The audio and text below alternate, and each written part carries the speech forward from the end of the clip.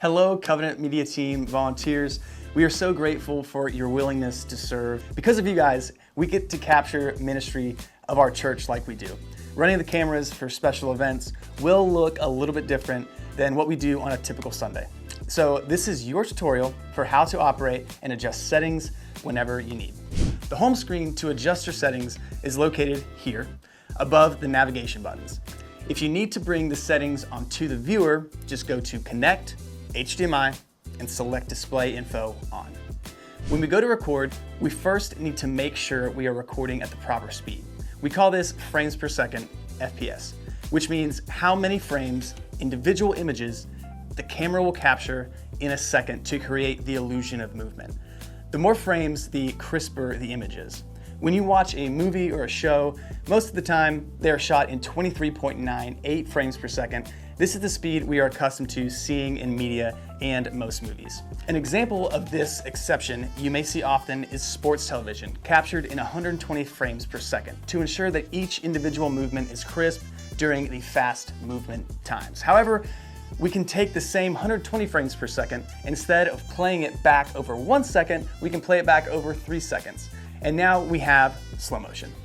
When you film with us, we normally use one of two options, 23.98, typically used when we need to capture a speaker, or more often, 60 or 120 FPS. We use this for slow motion footage.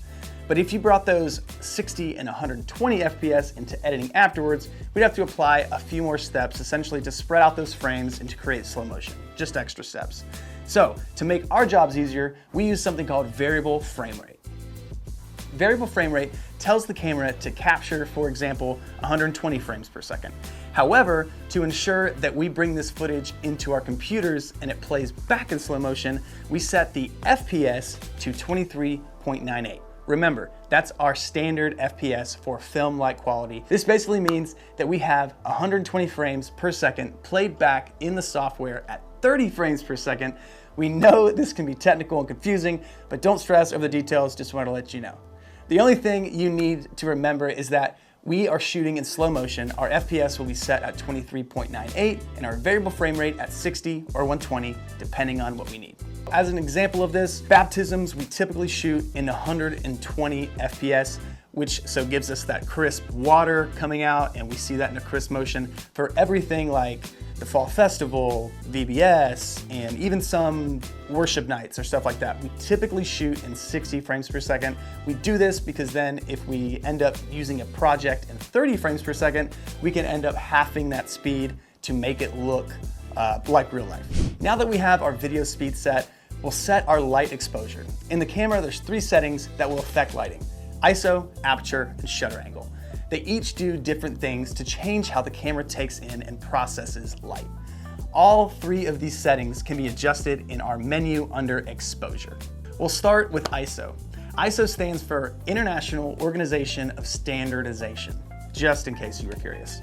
It just means that a group of professionals that have gotten together and decided what the standard is for camera settings, so that no matter what camera you buy from any brand, the ISO settings will function uniformly. ISO refers to a sensor inside the camera that says how much light it wants to take in. A higher ISO means the sensor is letting in more light, creating a brighter image, whereas a low ISO will do the opposite. We typically keep the ISO at 1000 to 1600 when filming inside, but when we go outside, the lighting can change dramatically from moment to moment, depending on where the sun is at. So we switch our ISO onto auto. So the camera will read the changes and adjust the number automatically. Typically, this is very low ISO on bright days, such as 50 to 200 ISO. Next will be the aperture, which we again find under the Exposure tab. Inside the camera lens is a physical opening that can be widened to let more light or narrowed to let less light in. And you can see this if you ever look down a physical camera lens. Aperture is the word for adjusting the size of that opening. When we open the aperture wide, 2 things happen. First, light is let in, and second, the depth of field is narrowed. Depth of field affects how much of the image is in focus and is dictated by how light passes through the lens. When we widen the aperture, the image gets brighter and our depth of field shrinks. If our lens is wide open, light rays will pass through the glass more dispersed and cause objects we see on the edge of our focal point to appear blurred. We call this bokeh. It comes from the Japanese word bokeh, which literally means blur. Heavy bokeh gives a dreamy-like quality to our videos with out-of-focus lighting and lens flaring, which we love. For example, you'll see this a lot whenever you get a good angle of a crowd shot on Sundays, such as someone with a hand raised in front of one of our ceiling lights. We're a fan of bokeh, so we try to keep our aperture wide, making our depth of field very low, allowing for plenty of blur and that dreamy effect. The number that we use to refer to in the size of that aperture opening is called f-stop. And we will range our cameras from 2.8 to 22. So careful here, because the lower the f-stop, the wider the opening. It can help to think of this number as correlating with the depth of field instead of the size of the actual lens opening. If there is a less depth of field, the number is smaller. If there is more focus, the f-stop is wider. Depending on what we're filming and whether we're inside or outside, the f-stop we use will definitely vary. Finally, the third way of lighting is operated through shutter angle. When the camera captures one frame, we can control how much light is exposed to that single frame. In photography, this is a bit simpler. If you visualize the shutter like a door, the shutter opens, light comes in, then the shutter closes. How long the shutter stays open determines how much light is let in, and thus how bright the image is. This is called shutter speed. But in video, we are taking multiple frames every second. So instead of a single open and closing, the shutter will spin constantly to let light in for an amount of time during each frame. It achieves the same result, but instead of a regular door, like photography, kind of think about film shutters like a revolving door in a hotel. In addition to brightness, the shutter angle will also affect the amount of motion blur. When we take an image or a single frame, leaving the shutter open will expose the camera, the movement, to the subject in focus. If we cut this off quickly, the image appears sharper, but the longer we leave the door open, the more the image will appear blurred. Think of a person waving their hand. In super slow motion shutter speed, that snapshot will capture their hand motion for longer, which we perceive as blur. Generally, there is a standard for how much film blur is used in media, which has been chosen to best mimic the blur of actually what our eyes perceive.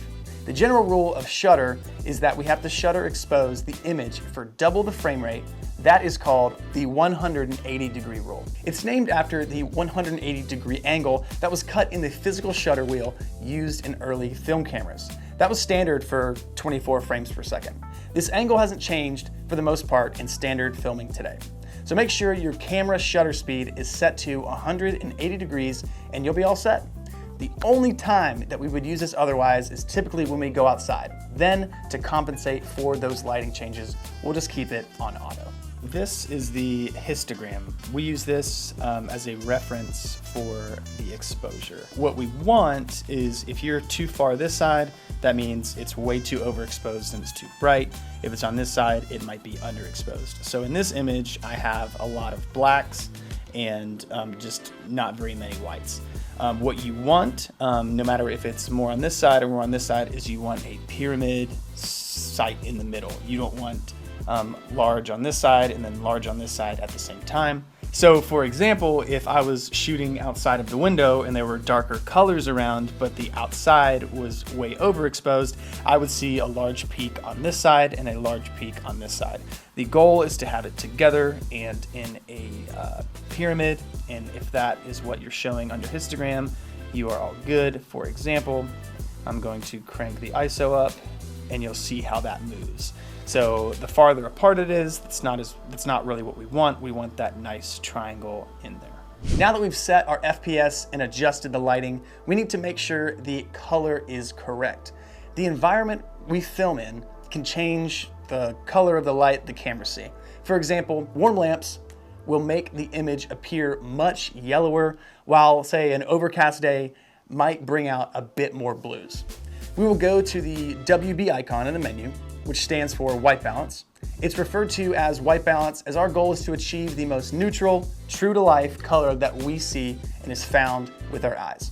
To do this, we change two things: temperature and tint. Temperature, or Kelvin, as you'll see in the menu, is a spectrum between yellow and blues. A lower number will be more yellow, while a higher number will be more blue. Tint refers to the balance of green and magenta. Lower is green, higher is magenta. If we are to film in the sanctuary, we have specific settings that we use every time to maintain constant appearance. The settings we use for tint and temperature in the sanctuary is 3300 plus 20. So that's 3300 plus 20.